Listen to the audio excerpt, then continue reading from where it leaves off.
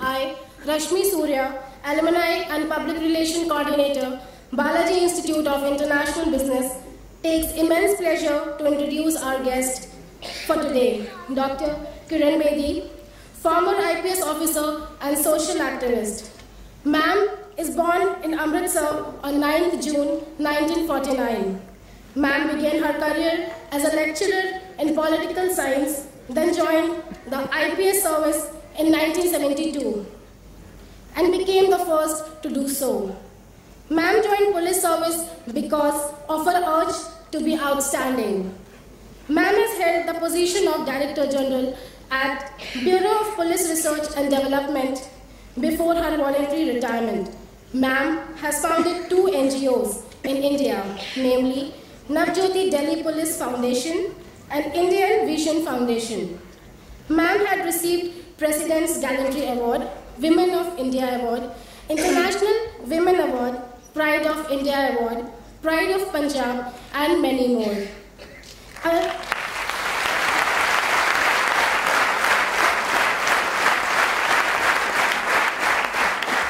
A non-fiction feature film on Ma'am's life, Yes Madam Sir, has been produced by Australian filmmaker, which has been awarded as Best Documentary and Social Justice Award. Ma'am, now I would like to invite you to share your word of wisdom. Ma'am, the podium is all yours.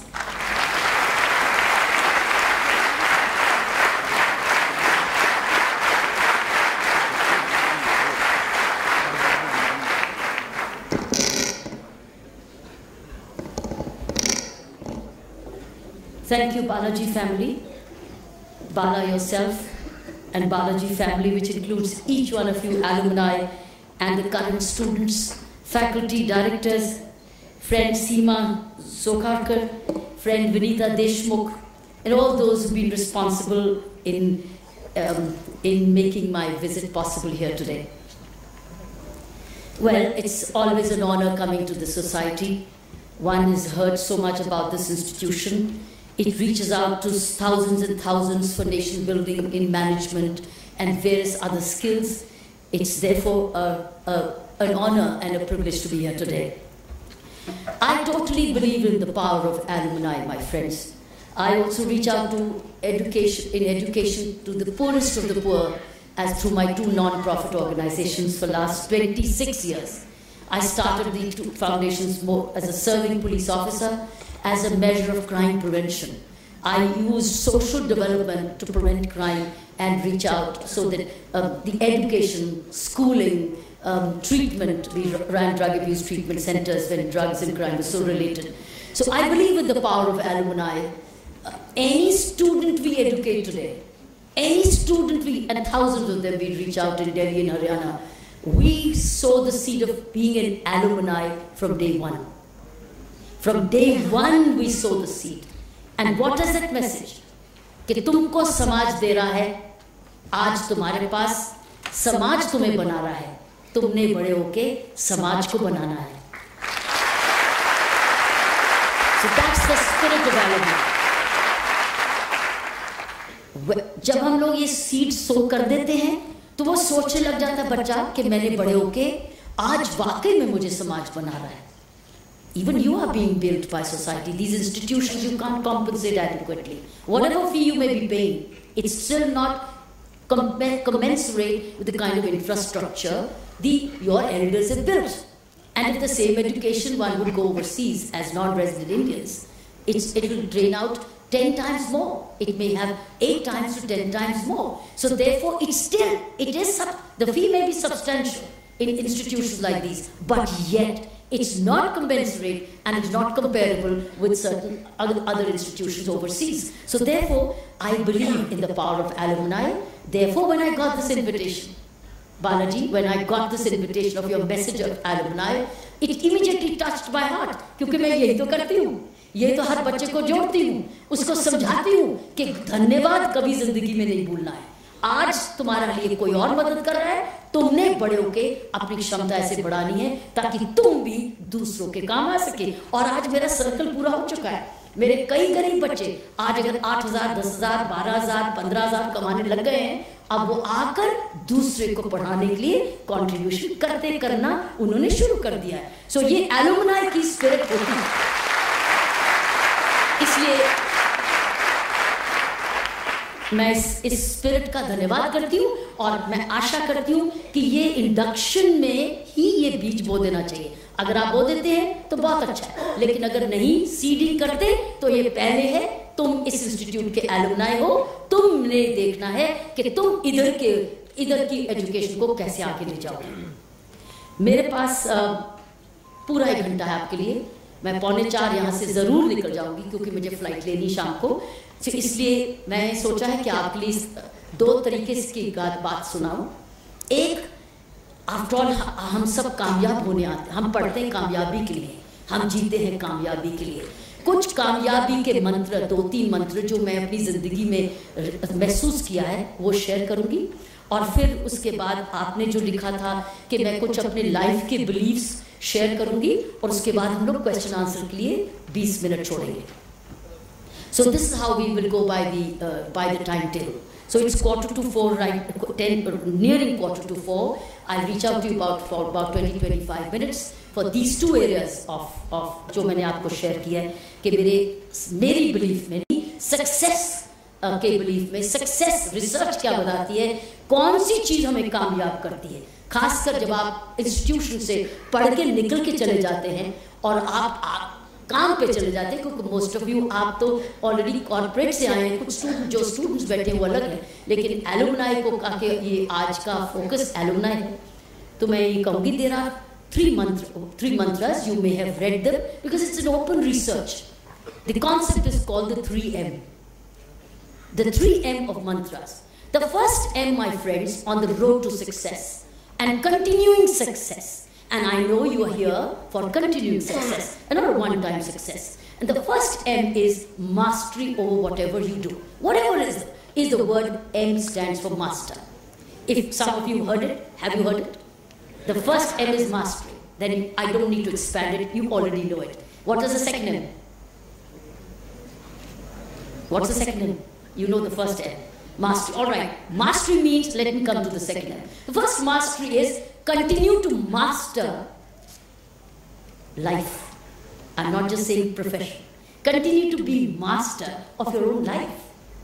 Because you and life is different. You and body is different. You and mind is different.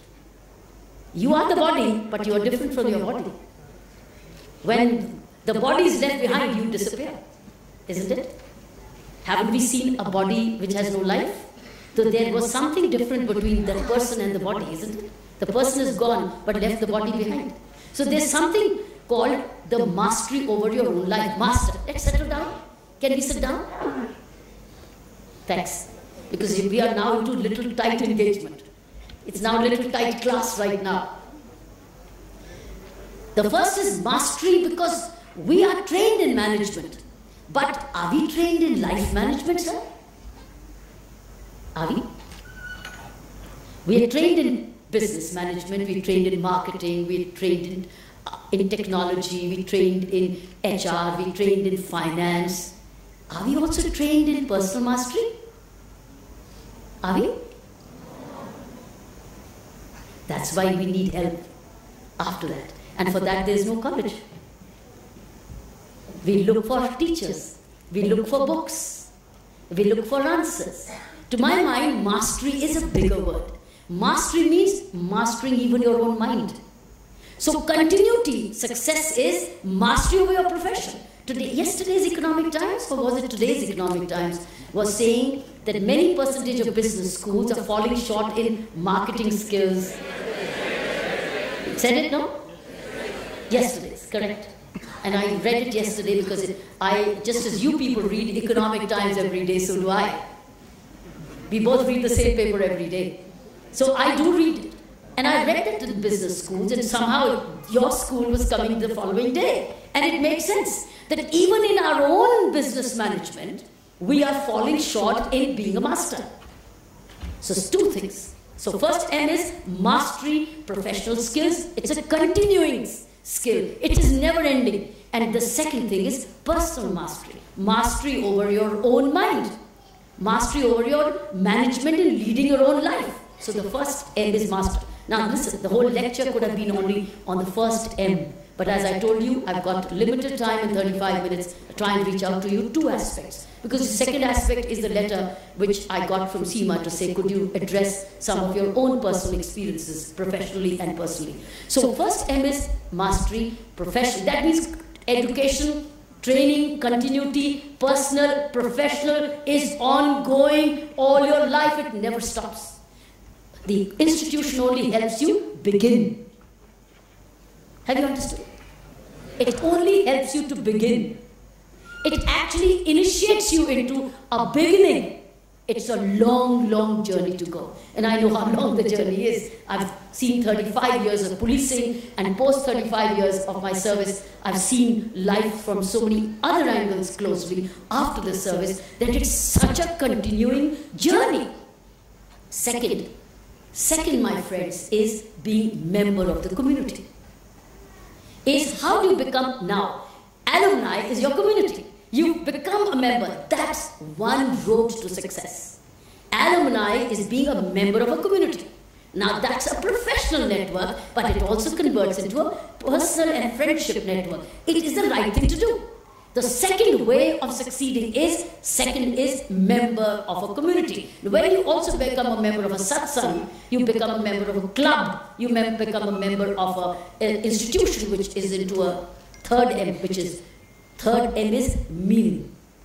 Where you have a higher meaning in your life. Now that's linked with your first, is a higher purpose. So the three M's is mastery over continuity of your education.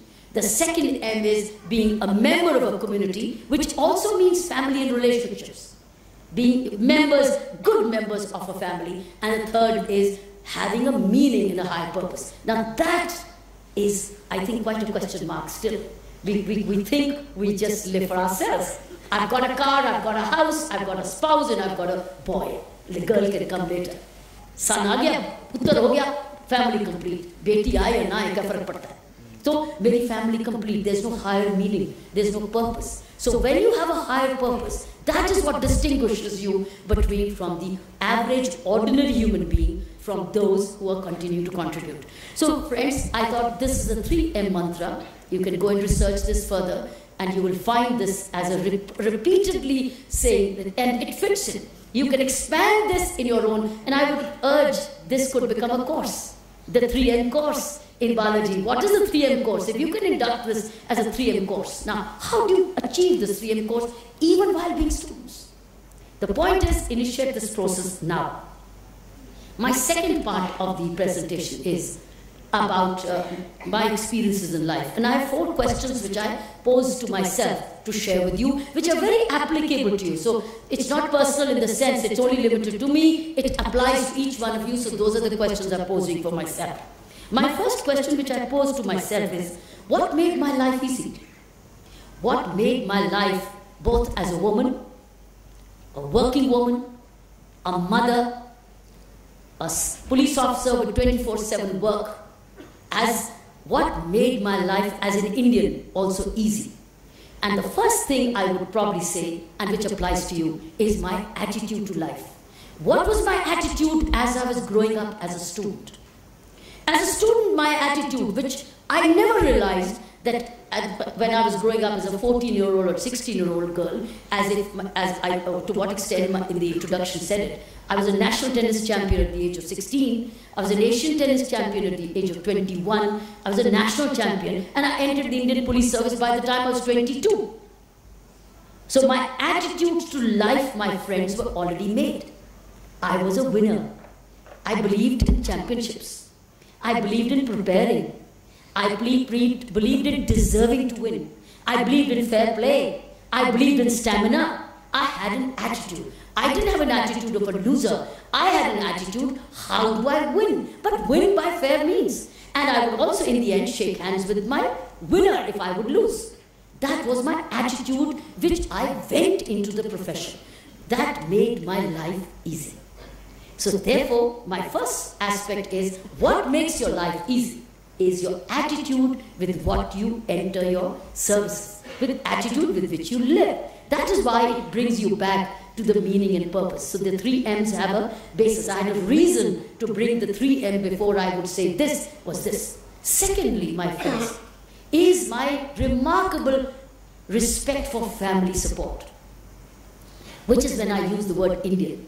Family support is unique to Indian families still. God knows how long it will last. Next 20 years, 30 years, we still have parents with us. We still have the elders with us.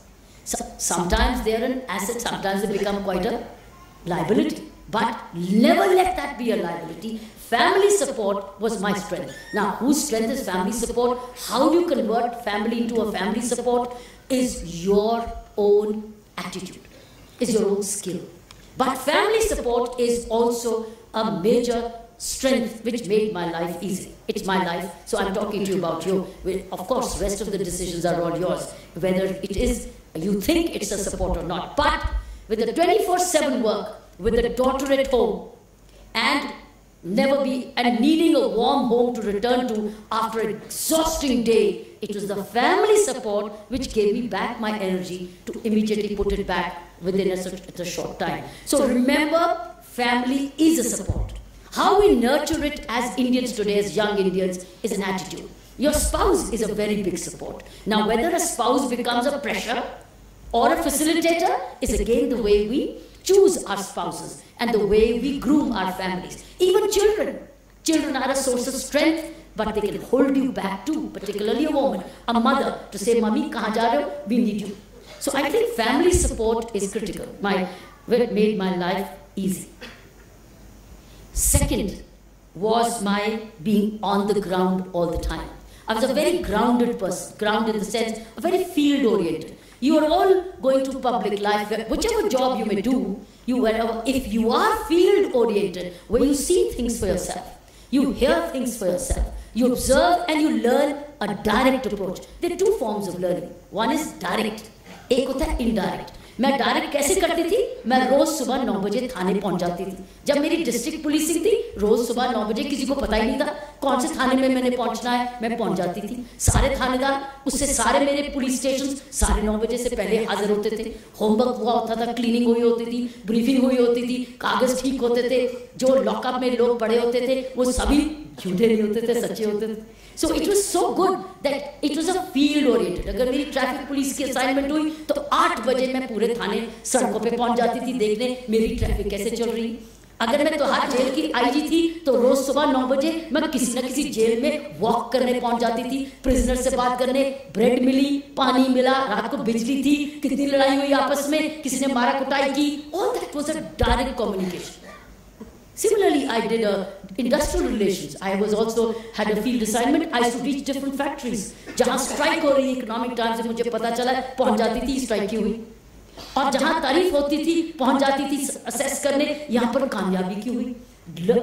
Field orientation. हम लोग क्या करते हैं? Comfortable हो जाते हैं बहुत अपनी assignment में और सोचते हैं अब मैं तो अफसर बन गई या अफसर बन गया, अब मैं दूसरे जाएंगे, मैं क्यों जाऊँ? आज हिसाब लगा लो इस देश का.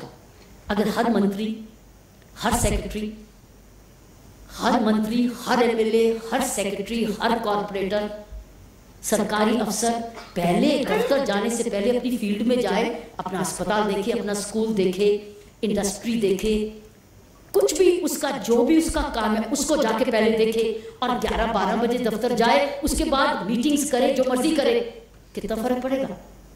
Look at the worldwide difference it will make into the way we govern. It's the field orientation. My miracles of my work, I've only given you 2-3, I'll not give you more. And of course the third was my stamina.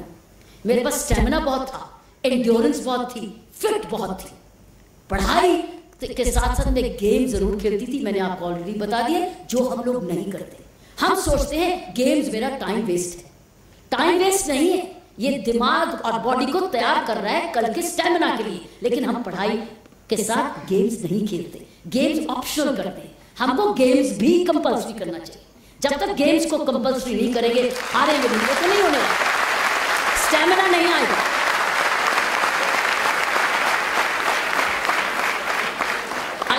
Stamina चाहिए और खुशदिली चाहिए। Stamina चाहिए, खुशदिली चाहिए, fitness चाहिए, शक्ल पे glow चाहिए, दोस्ती चाहिए, भाईचारा चाहिए, तो गेम्स खिलाओ, पढ़ाओ नहीं सिर्फ खिलाओ।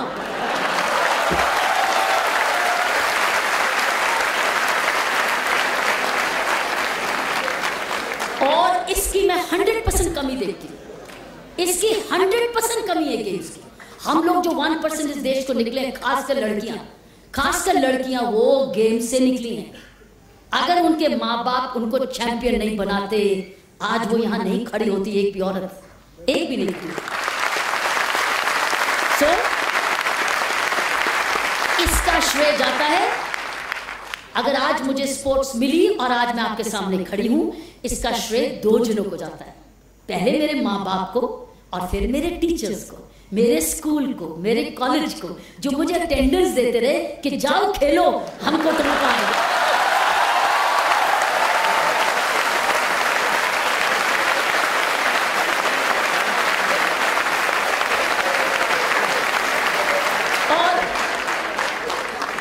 और थोड़ा सा श्रेय मुझे भी जाता है। क्या श्रेय जाता है कि जो मुझे मिला उसका मैंने पूरा रिस्पेक्ट किया और आदर सत्कार किया, उसके काबिल बनी रही। ये नहीं छुट्टी मिली तो मौज करूं। तो तीनों ने मेरे पर विश्वास दिया, चौथा था मेरा हिस्सा। How honest do I remain to whatever I've been given to? So I try to give back 10 times more to my school, to my university, to my teachers, and to my parents. 10 times more, and I continue to give. Even they've gone, but I continue to give because they trained me to give. So my friends, these are 3 things which made my life easy.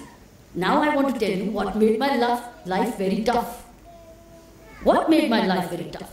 First is, जो सबको होने वाला है, वो है lack of resources. जगह भी जाओगे, जहां भी काम करोगे, यूजुअली सरकार में काम करोगे तो 100% lack of resources मिलेंगे, क्योंकि बढ़ती आबादी के लिए हमारे रिसोर्सेज नहीं बढ़ रहे। बढ़ती आबादी के लिए हमारा बजट तो डेफिसिट हो रहा था पिछले 6 महीने पहले। We had a deficit budget. We needed more schools, we needed more industry, we needed more infrastructure, we needed more coal. On the other hand, we didn't have resources. We were trying to import coal. We need million schools. This country needs 1 million more schools. This country needs 12 million jobs a year today. So on the other hand, the unemployment was going down. So we were short of resources. बहुत देर अभी भी ये deficit infrastructure में रहेगा। तब तक हम क्या करेंगे? मैंने क्या किया? मैंने जब भी गई जहां रिसोर्सेज कम हुए, मैंने रिसोर्सेज जनरेट किए। कैसे जनरेट करने हैं? पब्लिक गुडविल से, लोगों को जोड़ के, कॉर्पोरेट सोशल रिस्पॉन्सिबिलिटी से, पार्टनरशिप्स। पीपीपी की बात तो अब कर रहे हैं, मैं पीपीपी की बात तो 20 साल पहले कर रही थी। पब्लिक प्राइवेट पार्टनरशिप की बात तो मैं 20 साल पहले कर रही थी। मेरी पुलिसिंग में सारी प्राइवेट पार्टनरशिप थी। अब आप कहते हो G4S है, सिक्योरिटी गार्ड्स है। मेरे पास चौकीदार होते थे, उनको चौकीदार कहते हो, अब सिक्योरिटी गार्ड कहते हो।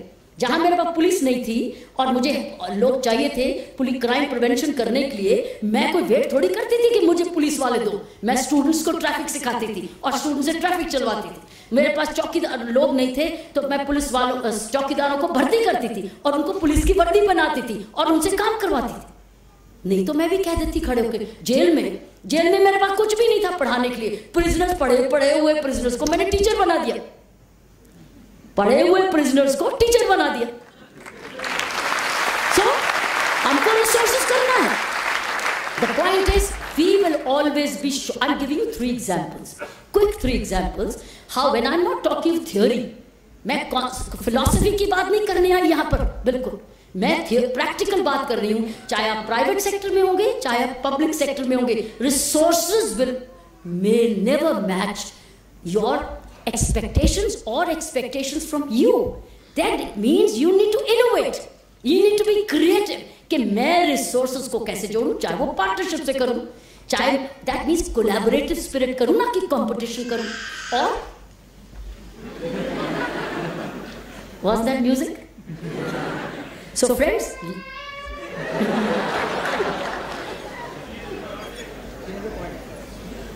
she had a point, right?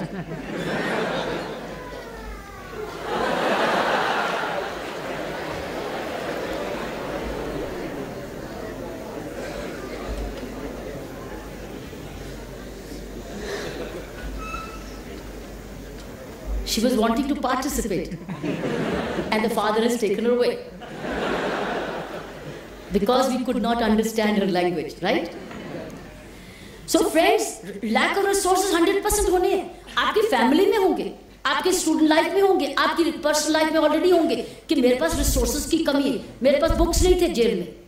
मेरे पास 10,000 लोगों को मैंने पढ़ाना था. सोच लिया इनको सबको अनपढ़ होते हुए भी पढ़ाई लिखा के जाना है. किताबें कहाँ से आएंगी? जितने स्कूलों की चिट्ठी लिखी, पुरानी स्कूल बुक्स डोनेट कर दो. पुरानी स्कूल बुक को रद्दी में मत बेचो, प्लीज डोनेट टू मी. हर क्लास की किताबें के बैग्स बने बनाए मेरे पास हजारों में डोनेट हुए. हर कैदी को, हर प्रिजनर को उसकी क्लास के अनुसार बैग उसको हमने पास ऑन कर दिया. एक पैसा नहीं खर्चा, एक पैसा नहीं कर. I am only giving you one example. एक किताब है, हिंदुस्तानी ने लिखी है, अमेरिकन ने नहीं लिखी. अगर शायद अमेरिकन ने लिखी होती तो वो कोर्स की किताब बन जाती, लेकिन वो एक हिंदुस्तानी ने लिखी है. उसका किताब का नाम है इट्स ऑलवेज पॉसिबल. और क्षमा करना, वो मैंने ही लिखी है. पढ़िए वो किताब. वो एक मैनेजमेंट की बुक है. वो सारा कुछ बताती है कि कहां से आप मिट्टी से भी कैसे सोना बना सकते हैं. It's a management book. It's called its always possible. And it's a whole management concept of transformative model of policing and transformative of management.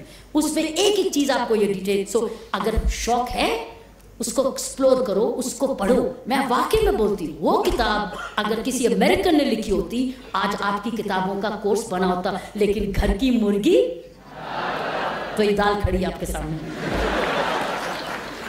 तीसरा कॉन्सेप्ट, क्योंकि अब मैं और 5 मिनट के बाद Q&A पे जाना चाहती हूँ. तीसरा है कि कुछ गुड प्रैक्टिसेस जो मैंने फॉलो की अपनी जिंदगी में, वो बहुत काम आएंगे आपको. वो भी मैं आइडिया शेयर करना चाहती हूँ.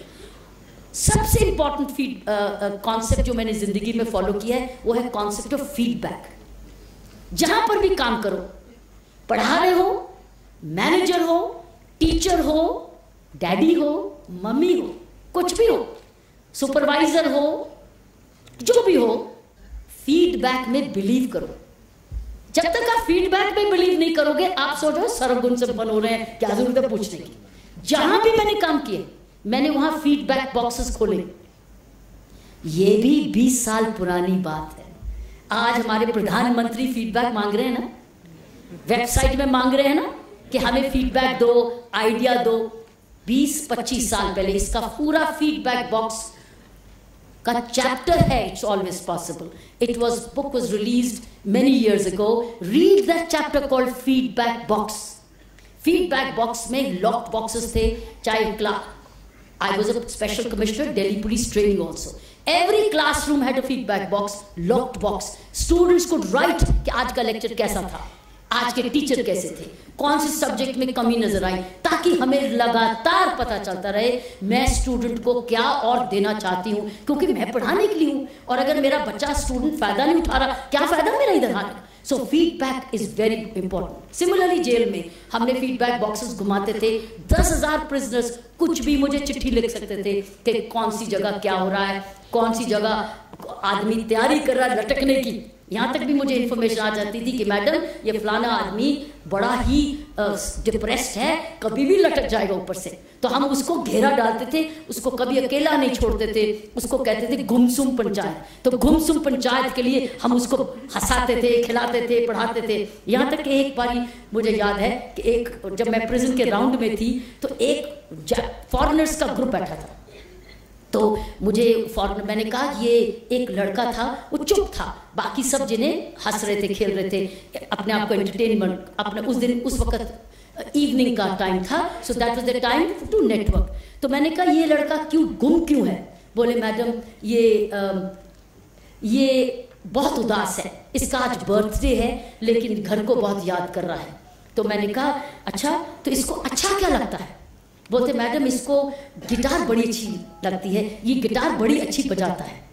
अगले दिन हमने गिटार खरीद के उसको दी.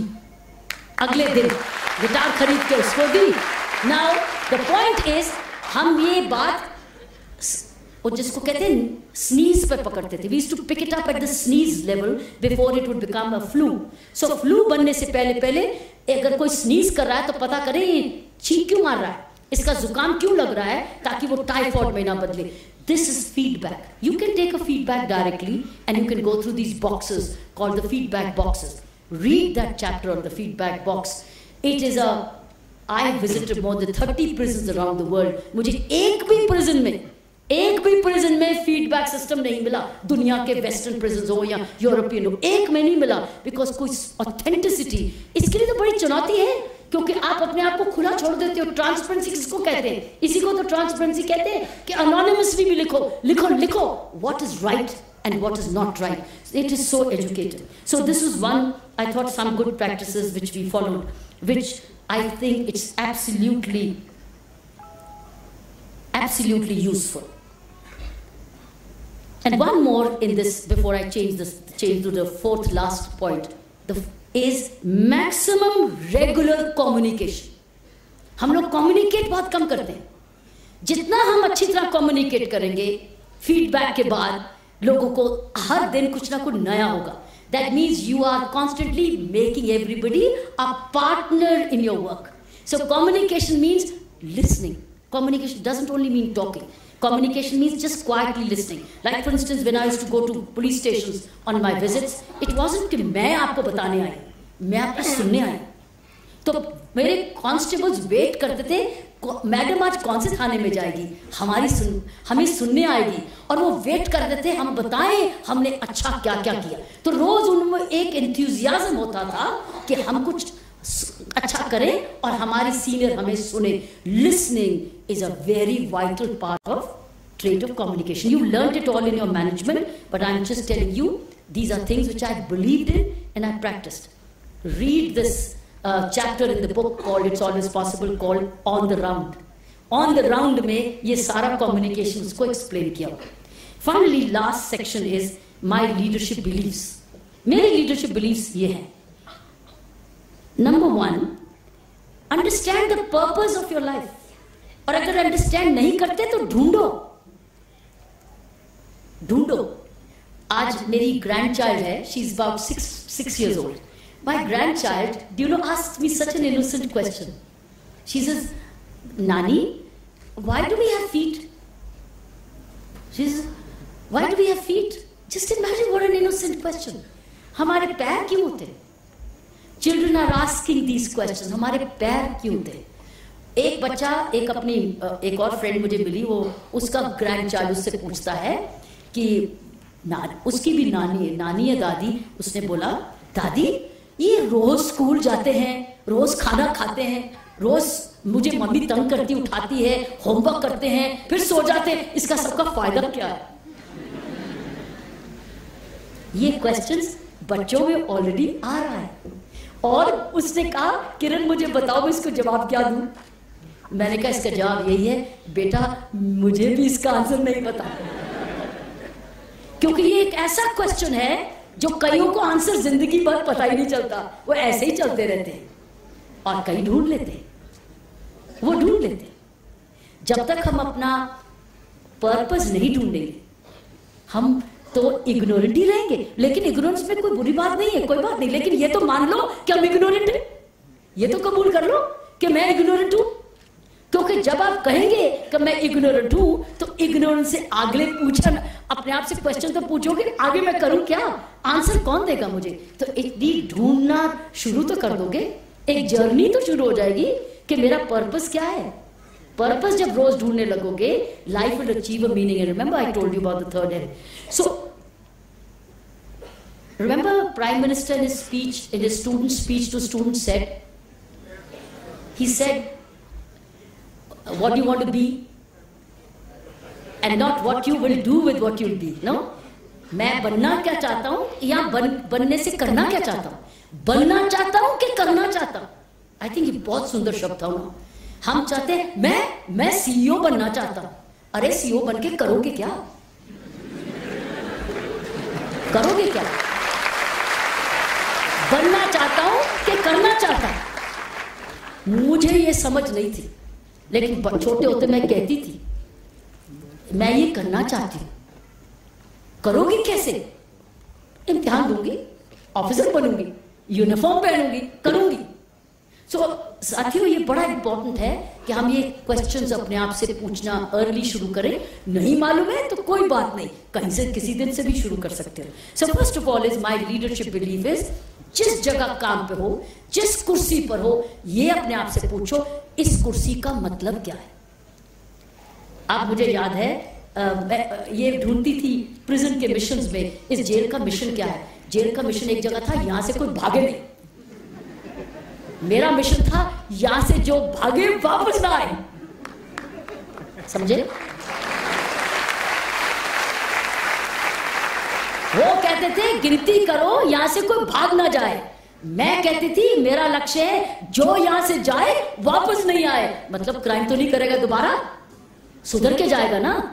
तो इसका मतलब मैं जब तक वो यहां है उसको सुधारूं ताकि दोबारा ना आए। हम लोग नारा लगाते थे यहां से जाएंगे वापस नहीं आएंगे, खुश रहेंगे, खुशियां बांटेंगे।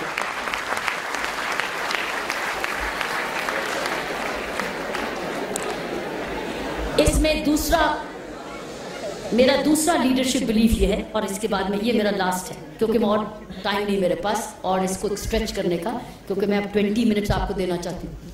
वो ये अपनी लाइफ में मोनोटनी नहीं सेट होने देना, मोनोटनी नहीं सेट होने देना। मोनोटनी का मतलब है रूटीन में सेट मत हो, वैरायटी रखो लाइफ में, एक्टिविटी की वैरायटी, नयापन रखो, अपने आप को यंग रखो। यंग तो हो ही, यंग ही रहना, उम्र में यंग हो, इधर यंग हो कि नहीं ये देखो, थक गए हो ऑलरेडी कि एनर्जी है, एनर्जी को जनरेटेड रखो, एनर्जी को लीकेज मत होने दो। हमारे पास बड़ी लाइफ के तरीके जहां लाइफ बड़ी एनर्जी लीक होती है, चुगलखोरी करना, दूसरे के लिए नफरत करनी, उसको हराना कैसे है, गलत मीन्स अडॉप्ट करना, ये सारी एनर्जी की लीकेजेस है। बड़ा अलर्ट रहना पड़ेगा कि लाइफ की लीकेजेस मोनोटनी नहीं सेट होने देने। लास्टली मैं ये बताऊंगी, मैं इस वक्त अपने आप को वापस स्टूडेंट डेज में समझती हूँ। आपको बताती हूँ कैसे हुआ ये। मुझे इनविटेशन आया कि किरण माउंट कैलाश की यात्रा पे चलोगे। मैंने झट से बोल दिया हाँ जी, हाँ जाऊंगी। ईशा फाउंडेशन के सदगुरु जी का मुझे मैसेज आया कि किरण would you like to join us for Isha Koke? He and I had done a conversation course. तो मैंने कहा सदगुरु यस। अब मुझे नहीं पता माउंट कैलाश कितनी दूर है, कहाँ जाना है। मैंने उसको गूगल करना शुरू किया, समझ गए कि शिव जी की वो पूरी ध्यान की चोटी की बात है। इसके बारे अभी 2 दिन हुए, उसके बारे चाइना के साथ एक समझौता भी हुआ है। 1 महीना पहले मैं माउंट कैलाश होकर आई और आपको मालूम नहीं है कि क्या मुझे मिला उससे। मुझे उससे कुदरत मिली, मुझे उससे सत्संग मिला, मुझे उससे साइलेंस मिला। मुझे 3 चीजें वहां से मिली। मुझे कुदरत, नेचर ही नेचर है, उससे बेटर नेचर की गोद बेटर नहीं हो सकती हमने मानसरोवर में। लेकिन ये जो कितना आसानी से मैं कह दी हूं, मुझे नेचर मिली, मुझे सत्संग मिला, मुझे साइलेंस मिला, बड़ी आसानी से मैंने आपको बता दिया। लेकिन ये नहीं मालूम बताया कि रोज दिन हम कम से कम नहीं तो 20 किलोमीटर पैदल चलते थे उखड़ उखड़ जगह में, और 2 सोटियां लेके। बहुत सारे एक्स्ट्रा पेयर ऑफ नीज चाहिए मेरी उम्र में, लेकिन यही मेरे नीज ने शेड कर दिया सारी। और today they are as young as they were as in I was 25 years old. I took the courage, and I was the oldest in the age group. I was the only one who was 65 years old. Rest of them were 30-year-old, 35-year-old, 25-year-old, maximum 40-year-old. और वो सोचते थे किरण इतनी 20 kilometre ऊपर नीचे की पढ़ाई चढ़ाई कैसे चलेगी। मैं उनके साथ साथ आगे आगे होती थी, और मैंने उसकी एक फिल्म भी बनाई है। मैंने उसको ब्लैकबेरी में शूट किया, अपने आईपॉड पे आईपैड पे यूज किया, और यूट्यूब पे भी डाला है। I was the only one who was shooting along with walking.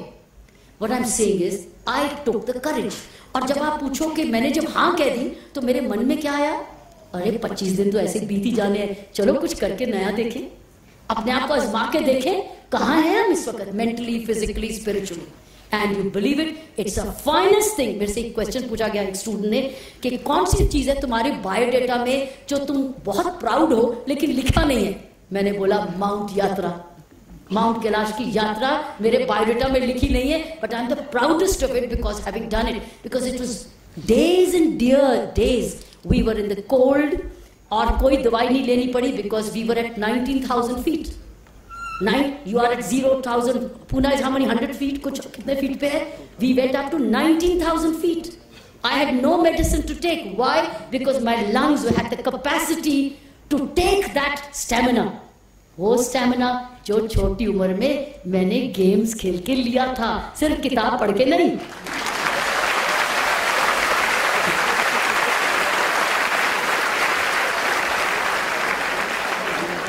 So these are my few leadership beliefs. मैंने वही चीज बताई और साथ साथ मैंने आपको एविडेंस भी दिया कि ये जो बिलीफ है आपको कैसे हेल्प करेगी जिंदगी में. आई थॉट ये अब काफी आपके लिए. Now 15-20 minutes are yours. It's 3:15.